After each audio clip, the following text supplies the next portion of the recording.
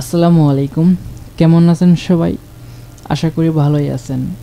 আজকে আমি যে বিষয়টা নিয়ে আলোচনা করব সেটা হলো অ্যাডোবি স্টকে ভেক্টর ফাইল আপলোড করে কিভাবে টাকা ইনকাম করবেন সে বিষয় নিয়ে আলোচনা করব।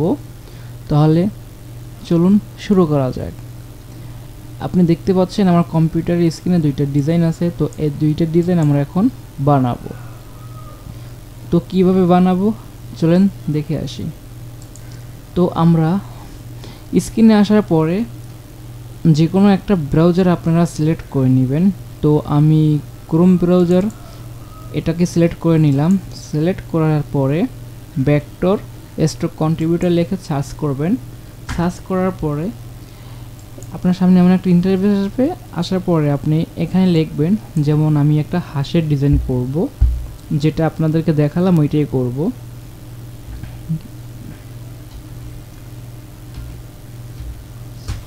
তো আপনারা টাইটেলটা লেখার পরে আপনার সামনে এরকম অনেক ডিজাইন আসবে। তো আপনারা চাইলে আপনাদের মন মতন একটি ডিজাইন নিয়ে আপনারা তৈরি করতে পারেন। এই ডিজাইনটা নিয়েই আমি ডিজাইনটা বানাবো। তো ডিজাইনটা বানানোর জন্য এই দেখতে পাচ্ছেন টাইটেল। তো এই টাইটেলটা আমরা সুন্দর করে কপি করব। কপি করার পরে আমরা চলে যাব এআইতে। তো বিভিন্ন ধরনের এআই আছে, তো আপনাদের যেটা ভালো হয় আপনারা সেটা দিয়ে করতে পারেন। তো আমি রিপকাট দিয়ে করব। রিপকাটে আসার পরে আমরা এখানে ক্লিক করব। ক্লিক করার পরে আপনার সামনে এমন একটা ইন্টারফেস শো করবে। তো আমরা এই যে দেখতে পাচ্ছেন ক্রিয়েট এ নিউ প্রজেক্ট, তো আমরা এখানে ক্লিক করব। এখানে ক্লিক করার পরে একটু লোড নেবে, একটু ওয়েট করবেন। তো এরকম একটা ইন্টারফেস আসার পরে এই দেখতে পাচ্ছেন ইমেজ, তো আমরা ইমেজে ক্লিক করব। ইমেজে ক্লিক করার পরে এখানে দেখবেন যে অনেকগুলো ক্যাটাগরি আছে, তো আপনি এখানে ক্লিক করবেন। এখানে ক্লিক করার পরে অলে ক্লিক করবেন। অলে ক্লিক করার পরে ভেক্টর আর্টে ক্লিক করবেন। তো এখানে বিভিন্ন ধরনের আর কি কোয়ালিটি বানানোর জন্য, ফাইল বানানোর জন্য আর কি দেওয়া হয়েছে। তো আমরা একটু নিচে যাব। নিচে যাওয়ার পরে এই দেখতে পাচ্ছেন লায়ন ক্যাট, তো আমরা এটাকে সিলেক্ট করব। এটাকে সিলেক্ট করার পরে আমরা যে টাইটেলটা কপি করেছি সেটা এখানে পেস্ট করব। পেস্ট করার পরে আমরা জেনারেটে ক্লিক করব। তো জেনারেটে ক্লিক করার পরে আপনাকে একটু ওয়েট করতে হবে। তো আমরা একটু ওয়েট করি। তো জেনারেটে ক্লিক করার পরে এই দেখতে পাচ্ছেন কত সুন্দর দুইটা ডিজাইন দিয়েছে। তো আমরা এটাকে এখন সেভ করে নিব। সেভ করার জন্য এই যে এক্সপোর্ট এখানে ক্লিক করবেন। এখানে ক্লিক করার পরে দেখতে পাচ্ছেন আপনার সামনে এমন একটা ইন্টারফেস আসবে। তো আমরা পিএনজিতে নিতে পারি, জেপিজিতে নিতে পারি। তো আমি নিব এসবিতে নিব। এসবিসিতে নেওয়ার পরে আমরা চলে যাব কোথায়, ইলাস্ট্রেটরে। তো ইলাস্ট্রেটরে আসার পরে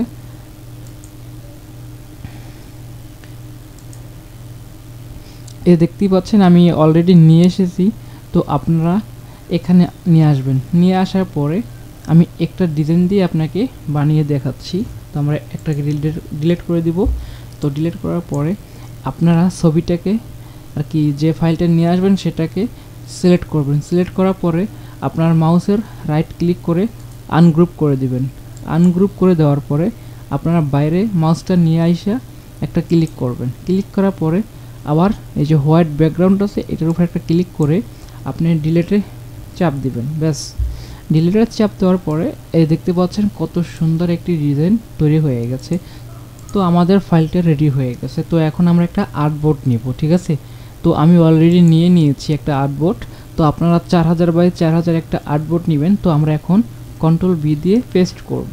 পেস্ট করার পরে দেখবেন যে ডিজাইনটা এখানে চলে এসেছে, ঠিক আছে। তো আসার পরে এটাকে আমরা সুন্দর মতো অ্যালাইনমেন্ট করে নিব। তো আমরা চাইলে এটাকে আরেকটু বড় করতে পারি বা ছোট করতে পারি, আপনার মন মতো আপনি করে নেবেন, ঠিক আছে। যতটুকু লাগে, হয়তো আপনারা আমার চেয়ে ভালো বোঝেন, সমস্যা নাই, ঠিক আছে। তো আমাদের ডিজাইনটা মোটামুটি সুন্দর হয়ে গেছে, আর কোনো প্রবলেম নেই। তো আমরা এখন এটাকে সেভ করব। তো সেভ করার জন্য দেখতে পাচ্ছেন ফাইলে ক্লিক করবেন, তারপরে সেভ অ্যাসে আসবেন। আমরা একটা ইপিএস ফাইল নিব, ঠিক আছে। তো ইপিএস ফাইল নেওয়ার পরে আমরা একটা নিউ ফোল্ডার তৈরি করব, ধরেন নিউ ফোল্ডার, ঠিক আছে 2।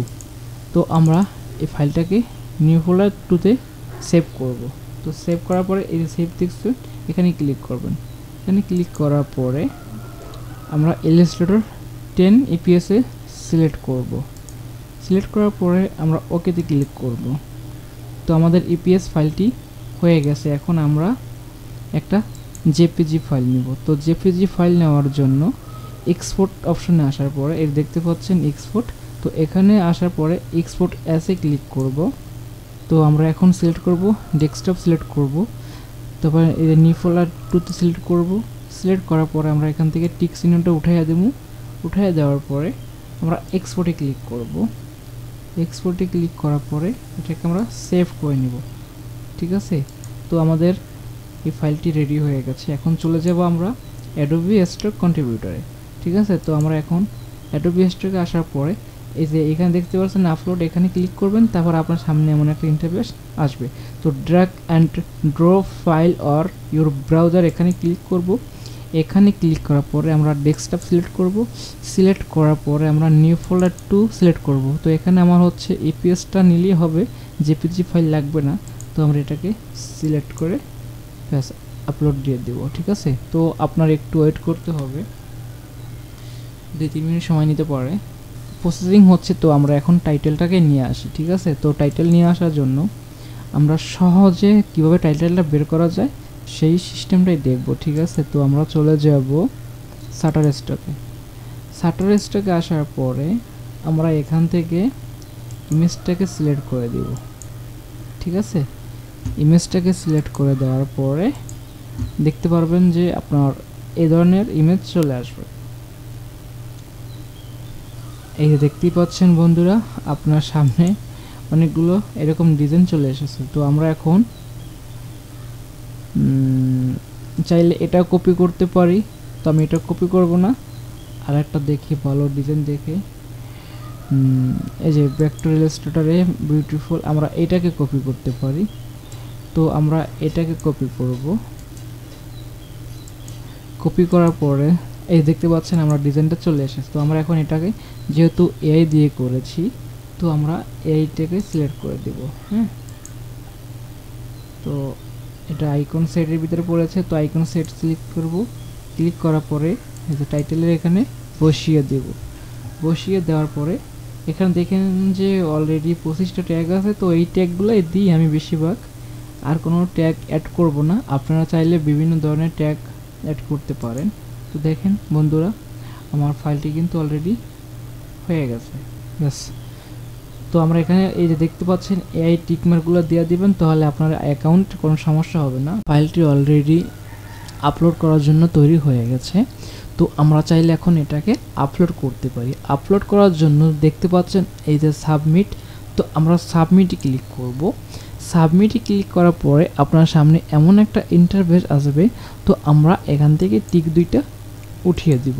উঠিয়ে দেওয়ার পরে আমরা কন্টিনিউতে ক্লিক করব। কন্টিনিউতে ক্লিক করার পরে আপনার সামনে আরেকটি পেজ চলে আসবে এমন, ঠিক আছে। তো আমরা এখান থেকে ক্যাটগুলো সিলেক্ট করে দিব। তো সিলেক্ট করে দেওয়ার পরে আমরা ভেরিফাইতে ক্লিক করব। ভেরিফাই হয় নাই, তো আমি আবার চেষ্টা করি, হয়তো একটু প্রবলেম ছিল, ঠিক আছে। তো আমি আবার দিলাম। এখন দেখতে পাচ্ছেন এই যে ছবিটার অনুযায়ী আপনাকে এখানে একটা টাইটেল দিতে হবে। তো আমি অলরেডি লিখে গিয়েছি। তো আমি ভেরিফাই ক্লিক করব। ভেরিফাইতে ক্লিক করার পরে আমার ফাইলটি কিন্তু এখন সাবমিটে দিলে অলরেডি সাবমিট হয়ে যাবে। তো আমি সাবমিটে দিয়ে দিলাম, ঠিক আছে। সাবমিটে দেওয়ার পরে অলরেডি ফাইলটি সাবমিট হয়ে গেছে। তো এখন আমরা ইনের রিভিউতে ক্লিক করব। ক্লিক করার পরে দেখতে পাচ্ছেন আমাদের ফাইলটি কিন্তু অলরেডি রিভিউতে চলে এসেছে। তো এখান থেকে আপনার হচ্ছে 1 মাস বা 15 দিন বা 20 দিন 25 দিন এরকম সময় লাগে পাবলিশড হতে, ঠিক আছে। সবাইকে অসংখ্য ধন্যবাদ এত সুন্দর করে ভিডিওটা দেখার জন্য, ধৈর্য ধরে।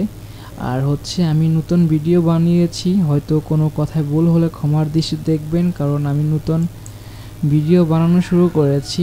তো আপনাদের ভালোবাসা পেলে আরও কিছু ভিডিও আপনাদের মাঝে উপহার দিব। তো কেউ বাজে কমেন্ট করবেন না, কারণ আমি নতুন কাজ শুরু করেছি, ঠিক আছে?